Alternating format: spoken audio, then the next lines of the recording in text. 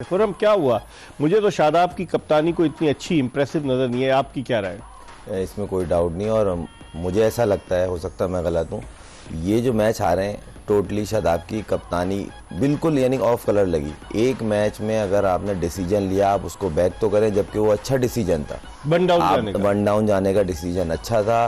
फिर बॉलिंग में जिस तरह आप चेंजिंग्स कर रहे हैं, इमाद वसीम पूरी दुनिया की लीग्स में वो स्पेशलाइज्ड लेफ्ट आर्म स्पिनर ऐसा है जो नए बॉल पे आउट करके देता है। सही। आपके पास वो मौजूद है, आप उसको यूज नहीं कर रहे, क्यों? मतलब ये एक सवाल है। आप उससे उम्मीद लगा रहे हैं कि वो सर्किल के बाद अगर ओवर करके देगा, ये आपकी गलत फहमी है। इमाद की स्पेशलिटी यही है कि वो नए बॉल पे आपको एक दो आउट करके देता है और तेज करता है और अच्छी विद इन स्टंप बॉल करता है, जिसमें चांस होता है, बैट्समैन चांस लेने जाता है उस पर आउट होता है। दूसरी बात ये, शादाब ने जिस तरह अपने आप को नीचे कर लिया इस मैच में, आपको पहले मैच में इतनी अच्छा स्टार्ट मिला, आपने मैच विनिंग इनिंग खेली, उसके बाद आप एक 7वें नंबर ओवर में बॉलिंग के लिए इमाद को लेकर आए। यही मेरा एक समझ नहीं आ रहा। फिर फहीम अशरफ से आपने नया बॉल करा दिया, जो कि फहीम अशरफ का ना का इतना पेस है और ना कोई इतने अभी वो रिदम में दिख रहे हैं, आपने उनको करा दिया। या तो तेज पर खेल रहे क्या देखे, अगर ये चीज भी है, अगर चले दोस्ती यारी भी अगर है, पहली बात तो ये चीज दिख नहीं रही, अगर है नहीं खिलाया अभी तक। देखे कराची किंग का पार्ट है, अभी वो पता नहीं शायद फिट है या नहीं, ये भी तो एक मसला है। तो अगर नहीं खेले, वो बैठने वाले प्लेयर तो नहीं है। उनको खेला है तो वही ना पाए, वो अगर खेले हैं तो उनकी परफॉर्मेंस ऐसी कोई खास हुई नहीं जिस पर हम डिस्कस करें। तो मेन चीज़ ये है कि इकबाल भाई इनकी कप्तानी के ऊपर एक थोड़ा सा आज मुझे सवालिया निशान लगा, और बहुत ज़्यादा अपने आप को बताना कि मैं बड़ा कप्तान हूँ या मैं बहुत अच्छी चेंजिंग्स कर रहा हूँ, वो बैटिंग हो या बॉलिंग, उसमें एक्सपोज हो रहे हैं। फिर आप जब रिजवान का 0 पे कैच छोड़ेंगे, वो 40 का वो तो 70-80 करता, वो आउट हो गया, मगर वो इस तरह का प्लेयर है नहीं कि आप 0 पे कैच उसका ड्रॉप हो जाए और वो छोड़ दे आपको। ठीक है तनवीर, फील्डिंग की जो बात कर रहा है खुर्रम, बिल्कुल सही है कि फील्डिंग का वो मयार नजर नहीं आया। आज 5वां मैच था, आप देखें जिस टीम ने भी हिस्सा लिया, चाहे वो जीती है कुछ भी, लेकिन फील्डिंग का वो स्टैंडर्ड नजर नहीं आ रहा। देखिए इस मैच से अंदाज़ा मैंने लगाया है, मुझे कहीं लगा कि जो मैंने कल फील्डिंग के बारे में कुछ बातें की थी वो थोड़ी बहुत मिलती जुलती लग रही हैं। वो इस तरह के, देखें खुशदिल शाह ने भी कैचेस छोड़े, 2 पकड़ा भी एक बड़ा अच्छा कैच, लेकिन 2 कैचेस छोड़े। लेकिन क्यों कितने कम रन्स हुए? क्योंकि उनके बॉलर्स इंडिविजुअली बहुत अच्छी परफॉर्मेंस दे रहे थे, ठीक है, जिसकी वजह से वो 2 कैचेस खुशदिल के साइड पे हो गए और टीम 145 कर सकी सिर्फ। लेकिन सेकेंड इनिंग में जब इस्लामाबाद इनको विकेट चाहिए थी इस्लामाबाद को, तो उसके कैच छोड़े इमाद वसीम ने, 2 कैच छोड़े। तो जब इतने कम टोटल पे आप रन रोकते हैं तो बॉलर की बॉलिंग के साथ आपको फील्डिंग भी बड़ी जबरदस्त जो है वो करनी पड़ती है।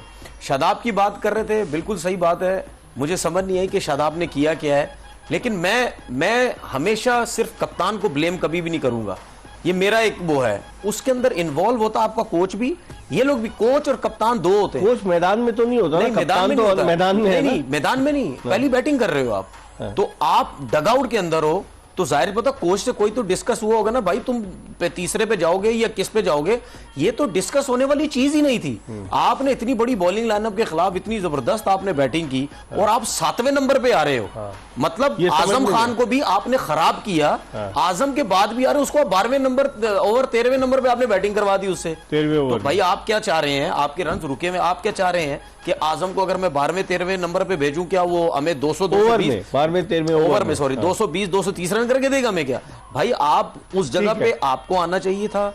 वही बात हुई, मैंने बोला था ये टीम क्लैप्स करेगी। की किसने रन किए? सलमान आगा ने।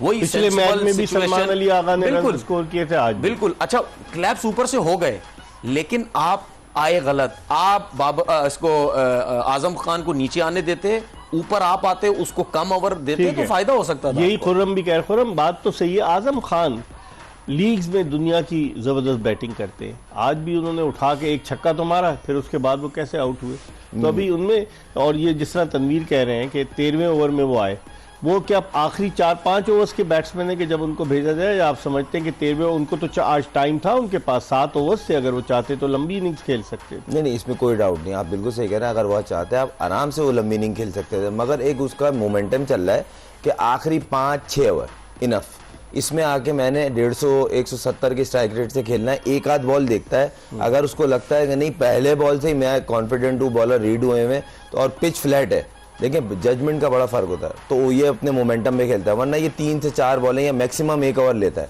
ये इसका पिछले 1.5-2 साल के अंदर ये देखा गया है अक्सरियत में कि ये 4-5 बॉलें लेगा, उसके बाद ये अपनी हिटों पे जाता है जो इसका जोन है। और आज जो ये इनको इतना अर्ली भेजा, पहली बात तो ये तनवीर भाई की बात से मैं एग्री करूंगा, उस शादाब का पहली बात तो नंबर चेंज ही नहीं होना चाहिए, और अगर किया भी तो आजम को गलत भेजा, सही है। खुद को आना चाहिए था। आजम को थोड़ा और नीचे गए, बिल्कुल सही कह रहे हैं, और वो इम्पैक्टफुल होता सही। अगर उसकी हिटें उसको टाइम और मिलता। अभी उसके वो मुझे कहीं ऐसा लगा कि बीच में था कि मारूं नहीं मारूं। रिजवान ने बड़ा स्मार्टली मूव किया। दुनिया में जहां जहां आजम खेल रहा है अभी, वहां पे लेग स्पिनर को इसके आगे नहीं लगाते, मगर रिजवान ने चांस लिया, उसामा से बात करके। उसामा ने तेज बॉल नहीं की है, फ्लाइट दी उसने, फ्लाइट की और बॉल की लेंथ खींची है। पहला भी जो छक्का लगा है वो अच्छा कनेक्ट हो, बैट बॉल नहीं था वो। दूसरा वहीं से उसने लूप के साथ बॉल किया, वो टॉप एज पे आउट हो गया। इसमें देखिए इकबाल भाई, इफ्तिखार हो गया।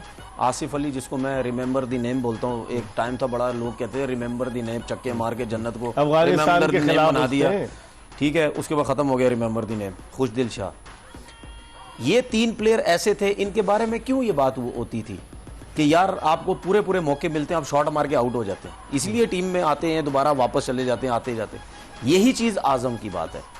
आजम को छक्के मारता है, सब कुछ करता है, लेकिन वो अपने ऊपर एक ठप्पा ना लगाओ कि यार मैं सिर्फ 3 ओवर का प्लेयर हूं। नहीं, आपको 12, आप बेशक 12वें ओवर पे उसने सही फैसला किया या गलत फैसला किया, आपको मौका मिला, सही। आप सेंसिबल खेल के बताओ कि मैं भी पूरा टाइम ले सकता हूं, मैं भी अपनी जब बारी आएगी मैं छक्के मारूंगा, जितना टाइम। लेकिन आज तो तनवीर उसको मौका मिला था, 7 ओवर से। मैं यही तो कह रहा हूं। देखिए आजम खान जिस तरह बैटिंग करते हैं ना, जब तक आप क्रीज पे खड़े रहोगे, फील्डिंग साइड की कांपती रहेंगी कि भाई इसको आखिरी 2-3 ओवर तक मत जाने दो, इसका मौका लगा, ये 2-3 ओवर में जो आराम से खेला ये कवर कर जाएगा।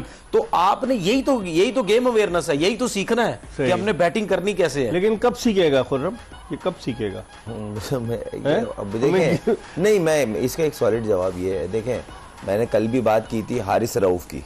हारिस रऊफ, अब पूरी दुनिया में अब उनकी मार्केट वैसी नहीं है जो 1.5 साल पहले थी। ये तनवीर भाई, सेम अब आजम पे भी है। अगर आप हर लीग खेल लें, और इसका IL T20 भी इतना अच्छा नहीं किया है, अगर आप देखें, बिल्कुल अच्छा नहीं, बहुत अच्छा किया। हमारे पास T20 अच्छा खेल के फिर ये IL T20 खेलने गया, उससे पहले भी एक टूर्नामेंट निकल, दोनों टूर्नामेंट अच्छे नहीं गए। मगर आप वो बिल्कुल सही कह रहे हैं, आप अपने ऊपर ठप्पा नहीं लगवाएं।